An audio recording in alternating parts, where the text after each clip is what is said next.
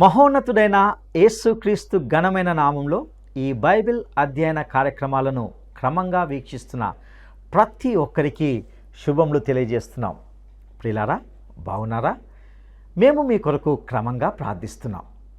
ఈ క్రమబద్ధమైన అధ్యయనాలు మీ జీవితాలకు ఆశీర్వాదకరంగా ఉన్నాయని భావిస్తున్నాం. మీ అభిప్రాయాలు, ప్రార్థన, మనవులు మాకు తెలియజేస్తారు కదూ. ఇక నేటి పాఠంలో మనము లేవియా కాండము 13వ అధ్యాయము 1 నుండి 5 వచనాల వరకు ధ్యానించుకోబోతున్నాం. ఈ వాక్య భాగంలో మనము కుష్ఠరోగంను గూర్చి దేవుడు ఎటువంటి హెచ్చరికలను తన ప్రజలకు తెలియజేశాడో ఇందులో చూడబోతున్నాం. కుష్ఠరోగానికి, పాపానికి గల పోలికలను గూర్చి ఇందులో విపులంగా చర్చించబోతున్నాం. కుష్ఠరోగము ఏ విధంగా శరీరం అంతటిని కూడా వ్యాధి చేత నాశనం అయిపోతుందో, అదేవిధంగా పాపము కూడా మనిషి హృదయంలో ఆరంభమై మనిషిని అంతటిని కుళ్ళిపోయే విధంగా చేస్తుందని తెలుసుకుంటాం. కుష్ఠరోగము ముమ్మాటికి పాపానికి గుర్తు. మానవుడు పాపి అని, ఈ పాపి అరికాలు మొదలుకొని తల వరకు స్వస్థత కొంచెమైనను లేదు. ఎక్కడ చూచినను గాయములు, దెబ్బలు, పచ్చి పుండ్లు, అవి పిండబడలేదు, కట్టబడలేదు, తైలముతో మెత్తన చేయబడలేదు. ఇది మానవుని పరిస్థితి. పాపం అనే కుష్టి వ్యాధి కంటే ఎన్నో రెట్లు భయంకరమైనది. ఇంతటి భయంకరమైన రోగము ఎలాంటిది? ఈ వ్యాధి నుండి శాశ్వత పరిష్కారము ఏమిటి అనేది నేటి సందేశంలో వినబోతున్నాం. ఇక జాగ్రత్తగా విందామా? ప్రియ శ్రోతలారా, లేవియకాండం 13వ అధ్యాయం. ఈ అధ్యాయమంతా కుష్ఠరోగము యొక్క దుష్టశక్తి ఎలా పనిచేస్తుందో చూపబడింది. పాపంలాగే కుష్టు కూడా మనిషిని సమాజానికి దూరం చేస్తుంది, దేవునికి దూరం చేస్తుంది. ఎంతో అసహ్యకరమై రోగిని ఎందుకు కొరగాకుండా చేస్తుంది. కుష్ఠరోగి యొక్క శరీరమంతా వ్యాధి చేత సర్వనాశనమైపోతుంది. అలాగే పాపం కూడా ఎంతో భయంకరమైన శక్తి. మనిషి హృదయంలో ఆరంభమై మనిషి నవనాడులను, నరనరాలను కుళ్ళిపోయేటట్లు చేస్తుంది. కుష్ఠరోగాన్ని గురించి నేను చెప్తున్నప్పుడు అదంతా పాపాన్ని గురించే చెప్తున్నట్లు భావించండి. లేవియకాండం 1వ అధ్యాయం నుండి దేవుని ఆరాధనను గురించి, పరిశుద్ధ దేవుని గుణశీలములను గురించి చెప్పి 13వ అధ్యాయంలో కుష్ఠరోగాన్ని గురించి దేవుడు మాట్లాడుతున్నాడు. పాపం ఒక మురికి కోపం. కుళ్ళు, కంపు, రోత, దుర్వాసన, లోపలి నుండి కారే రసి, పుండ్లు. ఇదంతా వినడానికి విసుగనిపించవచ్చు, కానీ ఇది వాస్తవం. పాపము యొక్క విష ఫలితాలు వ్యక్తులే కాదు, కుటుంబాలు, సమాజాలు, జాతులు, దేశాలు, ప్రపంచమంతా అనుభవిస్తున్నారు. పాపం చంపుతుంది. ఒక కుష్ఠరోగి దూరంగా వెళ్ళిపోతూ కేకలు వేస్తాడు. అపవిత్రం, అపవిత్రం, నా వద్దకు రాకండి అంటూ హెచ్చరిక చేస్తూ కుష్ఠరోగి తన ఉనికిని తానే అసహ్యించుకుంటాడు. అలాగే ప్రతి ఇశ్రాయేలీయుడు నైతికంగా కుష్ఠరోగి కంటే కనాకష్టమైపోయాడు. ఈ సంగతి వారు గ్రహించాలని దేవుని ఉద్దేశ్యం. కుష్ఠరోగి తనకు తాను ఎట్టి సహాయమూ చేసుకోలేడు. యేసుక్రీస్తు లేనిదే పాపకుష్ఠుకు స్వస్థత లేదు. పాపకుష్ఠరోగికి పరలోకంలో ప్రవేశం లేదు. ఏ దేవదూత అలాంటి వ్యక్తిని ముట్టుకోడు, నిత్యత్వపు దూరంలోనే ఉంచుతాడు. పాపకుష్ఠరోగి దేవుణ్ణి చూడలేడు. దేవుడు ఎవరికీ ఏమీ అచ్చి ఉండలేదు. దేవుడు తలుచుకుంటే ఈ సమస్త సృష్టి దూది పింజలాగా ఎగిరిపోతుంది. ఆయనను కాదని మానవుడు చేయగలిగింది ఏదీ లేదు. అయితే దేవుడు నిన్ను, నన్ను ఎంతో ప్రేమిస్తున్నాడు. అందుకే మనమింకా నాశనము కాకుండా బ్రతికి ఉన్నాము. పాపము ఎంతో పాపభూయిష్టమైనది. పాపానికి, కుష్ఠరోగానికి ఉన్న పోలికలు కోకొల్లలు.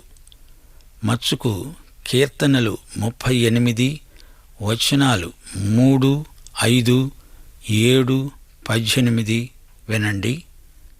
నీ కోపాగ్ని వలన ఆరోగ్యము నా శరీరమును విడిచిపోయింది. నా మూర్ఘత వలన కలిగిన నా గాయములు దుర్వాసన గలవై స్రవిస్తున్నవి. నా నడుము పాపముతో నిండి ఉన్నది. నా శరీరములో ఆరోగ్యము లేదు. నేను సొమ్మసిల్లి ఉన్నాను. నా దోషమును నేను ఒప్పుకుంటున్నాను. నా పాపమును గూర్చి విచారపడుతున్నాను. సోదరుడా, సోదరి, ఇవి ప్రతి మనిషి చెప్పవలసిన మాటలు. ఇది దేవుని సన్నిధిలో పాపమనే కుష్టుతో బాధపడే వ్యక్తి చేసే ఆక్రందన. యెషయా ఒక ప్రవక్తగా తన ప్రజల పాపాలను ఏకరువు పెడుతున్నాడు. అవన్నీ కుష్ఠురోగ లక్షణాలే. యెషయా 1 అధ్యాయం 6వ వచనం, అరికాలు మొదలుకొని తల వరకు స్వస్థత కొంచెమైనా లేదు. ఎక్కడ చూచినా గాయాలు, దెబ్బలు, పచ్చి పుండ్లు.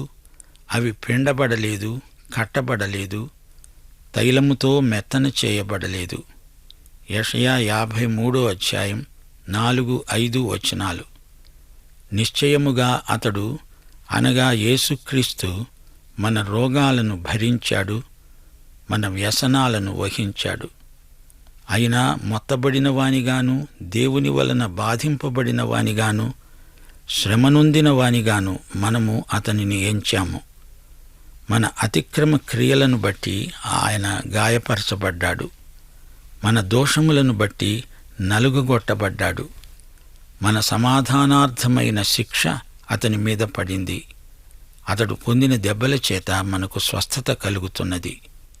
ఈ మాటలు వింటుంటే ఇదంతా కుష్ఠురోగి వర్ణన అనిపిస్తుంది.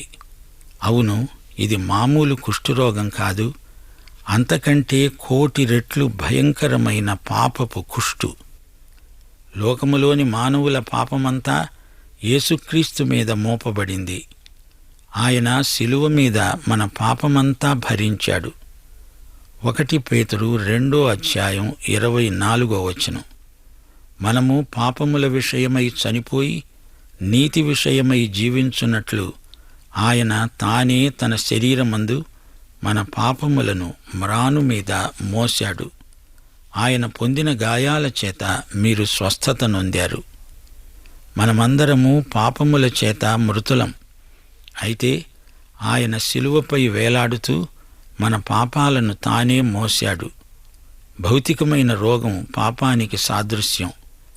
పాప రోగ క్రిములు రాను రాను వృద్ధి అవుతాయి. పాపమే లేకపోతే రోగమే రాదు, మరణమే ఉండదు. లేవియకాండం 13వ అధ్యాయంలో ప్రవేశించడానికి ముందు 2 ప్రాముఖ్యమైన గమనికలు ఉన్నాయి. కుష్ఠురోగం ఆ రోజుల్లో ప్రజలను ఎంతో భయపెట్టింది. అయితే దానికి స్వస్థత కూడా సూచించబడింది. లేవియకాండం 14వ అధ్యాయం 2వ వచనంలో కుష్ఠరోగి పవిత్రుడని నిర్ణయించబడడం విశేషం. 2 రాజులు 5వ అధ్యాయంలో నయమాను అనే కుష్ఠురోగికి స్వస్థత వచ్చింది. యోబు కుష్ఠురోగంతోనే బాధపడ్డాడు అని అనేకుల అభిప్రాయం. అయితే ఆ రోజుల్లో ఇప్పుడు ఉన్నట్లు చికిత్సా విధానాలు లేవు. అసలు అప్పటి కుష్ఠరోగం ఇప్పటి కుష్ఠురోగమేనా అని అనుమానం కలుగుతుంది. ఆ రోజుల్లో కూడా ప్రజలు ఏవేవో ఔషధాలు వాడేవారు. కాని ఆ ఔషధాలు ఏవో బైబిలులో చెప్పబడి ఉండలేదు. అయితే యాజకులకు కొన్ని హెచ్చరికలు ఇవ్వబడినాయి. శిబిరములో కుష్ఠురోగం వ్యాపించకుండా యాజకులు తగిన చర్యలు తీసుకున్నారు.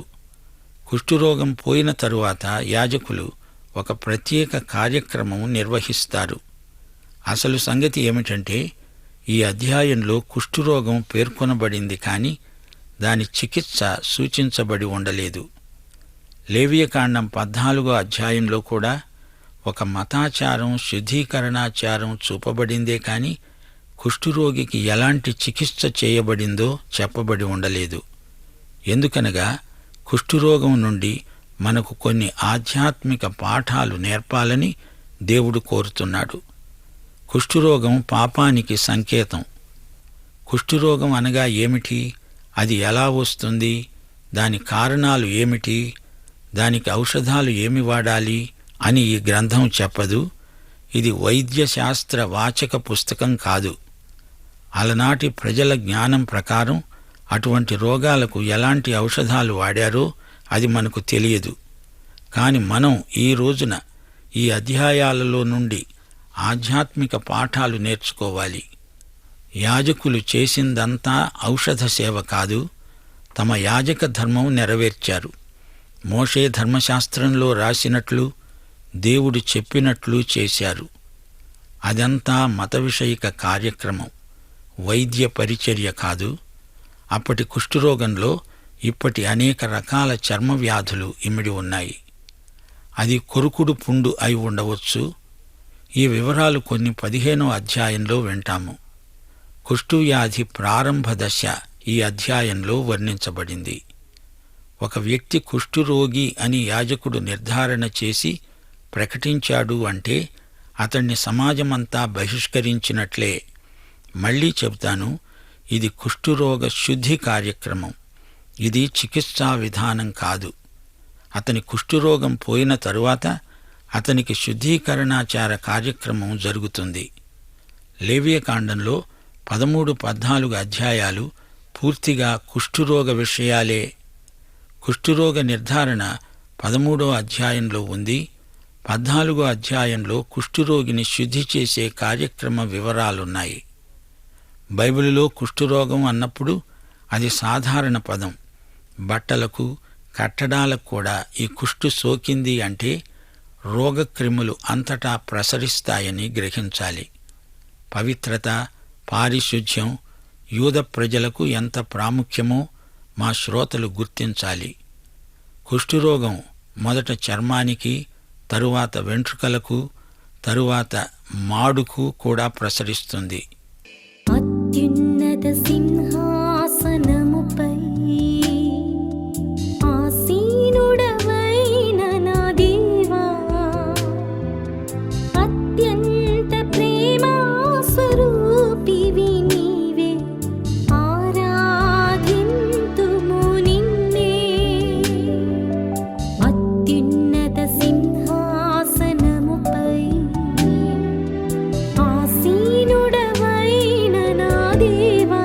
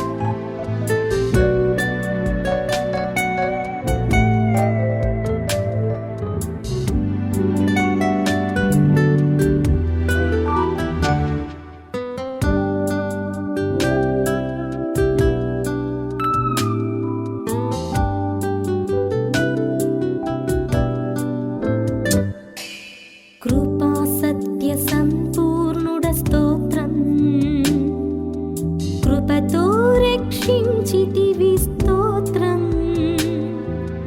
నీ రక్తమిచ్చి విమోచించినావే నా రక్షణకర్త స్తోత్రం.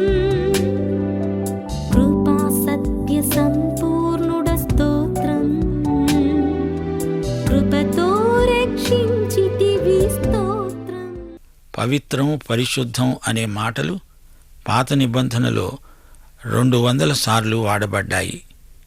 93 సార్లు లేవియ కాండంలో, సంఖ్యాకాండంలో వాడబడడం విశేషం. అపవిత్రత అనే మాట పాత నిబంధనలో 280 సార్లు ప్రయోగించబడింది. 180 సార్లు లేవియ కాండంలో, సంఖ్యాకాండంలో వాడబడింది. ఈ కుష్ఠురోగిని శుద్ధి చేసే కార్యక్రమంలో యాజకుడు ప్రధాన పాత్ర వహిస్తాడు. యాజకుడు వైద్యుడు కాడు, అతడు స్వస్థపరిచేవాడు కాడు.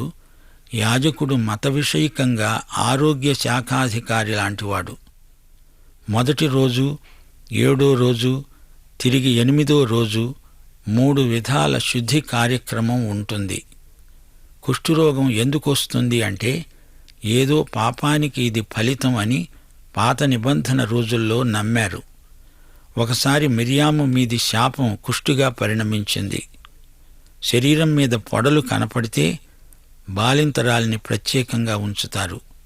రోగం నయమైతే అవసరమైన బలులు అర్పించిన మీదట సమాజం ఆ వ్యక్తిని తిరిగి చేర్చుకుంటుంది. కుష్టు అంటే అది పాపానికి సంకేతమని నాటి ప్రజలు గట్టిగా నమ్మారు. కుష్టు అక్షరాలా పాపమని కాదుగాని అది పాపానికి గుర్తు. పాపం ఏ విధంగా దేవునితో సహవాసానికి ఆటంకమో అలాగే కుష్టు సమాజానికి రోగిని దూరం చేస్తుంది. పాపంలాగే కుష్టు పెరుగుతుంది, శరీరమంతటికీ వ్యాపిస్తుంది. శరీరంలో స్పర్శ జ్ఞానాన్ని నాశనం చేస్తుంది. యేసు ప్రభువు చాలామంది కుష్ఠురోగులను బాగుచేశాడు. గుడ్డివారికి, కుంటివారికి స్వస్థత, కుష్ఠురోగం నుండి శుద్ధి. ఇప్పుడు లేవియకాండం 13వ అధ్యాయం 1 నుండి 4వ వచనం వరకు వినండి. యెహోవా మోషే అహరోనులతో మాట్లాడాడు. అన్నాడు, ఒకని దేహ చర్మమందు వాపుగాని, పక్కుగాని, నిగనిగలాడే మచ్చగాని ఉండి వాని దేహ చర్మమందు కుష్ఠుపొడ వంటిది కనబడిన ఎడల యాజకుడైన అహరోను వద్దకైనను యాజకులైన అతని కుమారులలో ఒకని వద్దకైనను వానిని తీసుకురావాలి. ఆ యాజకుడు వాని దేహ చర్మమందు ఉన్న ఆ పొడను చూడగా ఆ పొడయందలి వెండ్రుకలు తెల్లబారిన ఎడల, ఆ పొడ అతని దేహ చర్మము కంటే పల్లముగా కనపడిన ఎడల అది కుష్ఠుపొడే. యాజకుడు అతణ్ణి చూచి అపవిత్రుడు అని నిర్ణయించాలి. నిగనిగలాడే మచ్చ చర్మము కంటే పల్లము కాక వాని దేహ చర్మమందు తెల్లగా కనపడిన ఎడల, వాని వెండ్రుకలు తెల్లబారకున్న ఎడల ఆ యాజకుడు 7 రోజులు ఆ పొడగలవాణ్ణి కడగా ఉంచాలి. ఈ యాజకులు కుష్ఠురోగ నిర్ధారణ చేసే పద్ధతులు విచిత్రంగా కనపడుతున్నాయి కదూ. ఆ రోజుల్లో అప్పటి జ్ఞానాన్ని అనుసరించి వారలా చేశారు. ఈ రోగ నిర్ధారణ ఉద్దేశ్యం స్వస్థత కాదు గాని అది ధర్మశాస్త్ర విధి విధానం. రోగ చికిత్స కాదు, రోగ నిర్ధారణ ముఖ్యం. యాజకుడు రోగి శరీర చర్మం మీద పక్కులను గుర్తుపట్టేస్తాడు. చిన్న పొడ, పక్కు నిగనిగలాడుతూ కనిపిస్తే అవి కుష్ఠురోగానికి సూచనలు. పొడ కనపడగానే అట్టి వ్యక్తిని అహరోను వద్దకు, అనగా ప్రధాన యాజకుని వద్దకు తేవాలి. అలాగే ప్రతి పాపి మొదట మన ప్రధాన యాజకుడైన యేసు వద్దకు తేబడాలి. మన ప్రభు అయిన యేసు అహరోను కంటే శ్రేష్ఠుడు. ఈయన మన ప్రధాన యాజకుడే కాదు, పరమవైద్యుడు కూడా. ప్రతి విషయంలో ప్రార్థన చేయడం మన ప్రథమ కర్తవ్యం. ప్రతి విధమైన పాపానికి యేసుక్రీస్తే నిర్ధారకుడు, పరిహారకుడు. శారీరక ఆధ్యాత్మిక రోగాలన్నింటికీ యేసుక్రీస్తే వైద్యుడు, శస్త్రచికిత్స నిపుణుడు. ప్రతి రోగి యేసు దగ్గరికే వెళ్ళాలి. పాపం చేసినా, నీకు జబ్బు చేసినా, రోగం వచ్చినా మహావైద్యుడైన యేసును మాత్రమే సంప్రదించాలి. దైవ సేవకులు నర్సుల వంటివారు అంతే. హెబ్రీ పత్రిక 4వ అధ్యాయం 16వ వచనం, 7వ అధ్యాయం 25వ వచనం, ఈ 2 వచనాలు మనందరికీ గొప్ప ఆశీర్వచనాలు. 1 యోహాను 1వ అధ్యాయం 9వ వచనం మనకు అన్ని వేళల్లో గొప్ప మార్గదర్శి. వినండి, మనము కనికరింపబడి సమయోచితమైన సహాయము కోసం కృప పొందేటట్లు ధైర్యముతో కృపాసనము నొద్దకు చేరుదాము. ఈయన తన ద్వారా దేవుని యొద్దకు వచ్చే వారి పక్షమున విజ్ఞాపనము చేయడానికి నిరంతరము జీవిస్తున్నాడు గనుక వారిని సంపూర్ణముగా రక్షించడానికి శక్తిమంతుడు. మన పాపాలను మనం ఒప్పుకుంటే ఆయన నమ్మదగినవాడు, నీతిమంతుడు గనుక ఆయన మన పాపాలు క్షమిస్తాడు, సమస్త దుర్నీతి నుండి మనలను పవిత్రీకరిస్తాడు. ఈయనే యేసుక్రీస్తు. పాపకుష్ఠురోగం పొడ కనిపించగానే ఈయనను వెంటనే సంప్రదించాలి. సర్వకాల సర్వావస్థలలో ఆయన మనందరికీ అందుబాటులో ఉన్నాడు. తలుపు తట్టండి, తక్షణమే తలుపు తెరుచుకుంటుంది. మరో విశేషం ఈ వాక్య భాగంలో ఉంది, గమనించండి. యాజకుడు వెంటనే తీర్పు చెప్పడు. కొంతకాలం ఆ రోగ లక్షణం ఎలాంటిదో పరీక్షిస్తాడు. ఆ పొడ, ఆ పొక్కు, గాయం మానకపోతే, అది లోతుగా వ్యాపిస్తూ ఉంటే అప్పుడతడు అపవిత్రుడు అని యాజకుడు ప్రకటిస్తాడు. యాజకుడు తొందరపడి అనాలోచితంగా తీర్పు చెప్పకూడదు. మన పరమవైద్యుడైన యేసుక్రీస్తుకు మానవుని ఆంతర్యం బాగా తెలుసు. హృదయము అన్నిటికంటే మోసకరమైనది, ఘోరమైన వ్యాధి గలది. దానిని గ్రహింపగలవాడెవడు అని ప్రవక్త ప్రశ్నిస్తే దానికి జవాబు యేసుక్రీస్తే. ఆయనే మానవ హృదయ వ్యాధిని ఎరిగిన దివ్య వైద్యుడు. రోమాపత్రిక 3వ అధ్యాయం 13 నుండి 16వ వచనంలో మన పరమవైద్యుడు రోగిని ఎలా పరీక్షిస్తున్నాడో ఒక్కసారి వినండి. ఈయన ఎంత గొప్ప వైద్యుడో తెలుసుకోండి. రోగి, నీ గొంతుక తెరిచిన సమాధి. నాలుకతో మోసం చేస్తావు. నీ పెదవుల మీద సర్పవిషం ఉంది. నోటి నిండా శాపం, పగ ఉన్నాయి. రక్తం చిందించడానికి నీ పాదాలు పరిగెత్తుతాయి. నాశనము, కష్టము నీ మార్గములో ఉన్నాయి. పరమవైద్యుడు నీ రోగ నిర్ధారణ చేయడమే కాదు, నీ వ్యాధిని కుదర్చగలడు. ఆయనకు అసాధ్యమైన రోగము ఏదీ లేదు. వైద్యుడు మొదట నోరు తెరువు అంటాడు, నీ నాలుక చూపు అంటాడు. అంతా రోగమే. మానవులందరూ పాపకుష్టు చేత బాధపడేవారే. పరలోకానికి నిన్ను తీసుకువెళ్లడానికి ముందు నీ పాపకుష్టు పూర్తిగా పోవాలి. పరలోకంలో కుష్టు ఉండడానికి వీల్లేదు. ఇంతకు ఈ అధ్యాయంలో తేలిన సారాంశం ఇదే. పాపం ఒక భయంకరమైన కుష్టు. పరిశుద్ధాత్మ దేవుని వాక్యంలో పాపము యొక్క ఘోరమైన, తీవ్రమైన లక్షణాన్ని చూపడానికి కుష్ఠురోగాన్ని సంకేతంగా తీసుకోవడం ఎంతో అర్థవంతం అనిపిస్తుంది. ప్రారంభంలో చిన్న పొడ, పొక్కు. రాను రాను అది పెద్దదై శరీర అవయవాలన్నిటికీ ప్రసరిస్తుంది. చివరికి మనిషిని పూర్తిగా చంపి విడుస్తుంది. పాపం పాపభూయిష్టమైన, దారుణమైన మహావ్యాధి.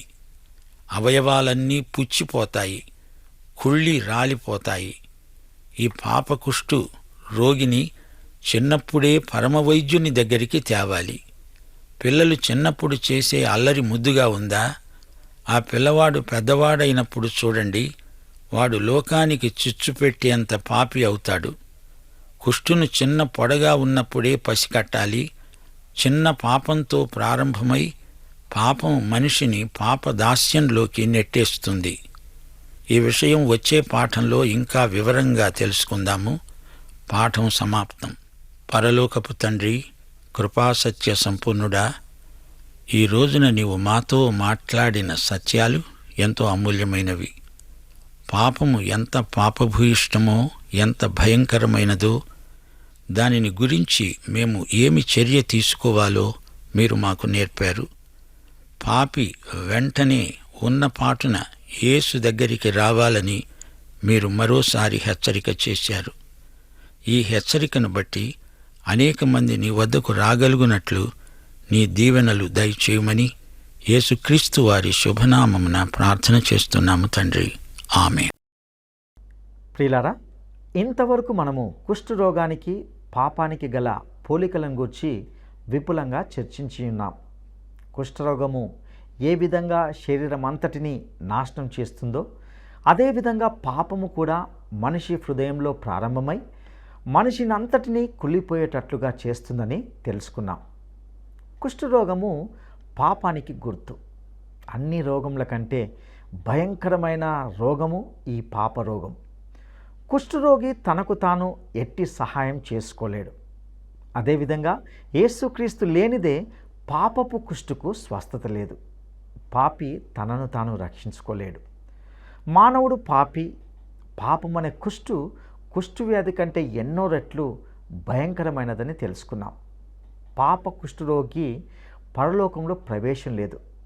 పాప కుష్ఠరోగి దేవుని చూడలేడు. కుష్ఠరోగం నుండి దేవుడు ఎన్నో ఆధ్యాత్మిక పాఠాలను మనకు నేర్పిస్తున్నాడు.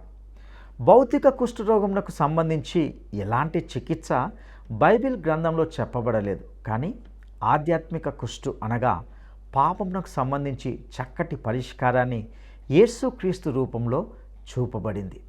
ఒక వ్యక్తికి కుష్ఠు పొడ వంటిది కనబడగానే యాజకుని యొద్దకు తేబడినట్లే ప్రతి పాపి మన ప్రధాన యాజకుడైన యేసు వద్దకు తేబడాలి. ప్రతి విధమైన పాపానికి యేసుక్రీస్తే నిర్ధారకుడు, పరిహారకుడు. శారీరక ఆధ్యాత్మిక రోగములన్నిటికీ యేసుక్రీస్తే వైద్యుడు. ప్రియ సహోదరుడా, సహోదరి, మానవులందరూ పాప కుష్ఠు చేత బాధపడేవారే. అటువంటి భయంకరమైన రోగం నుండి స్వస్థతనివ్వడానికి యేసుక్రీస్తు సమర్థుడు, శక్తిమంతుడు.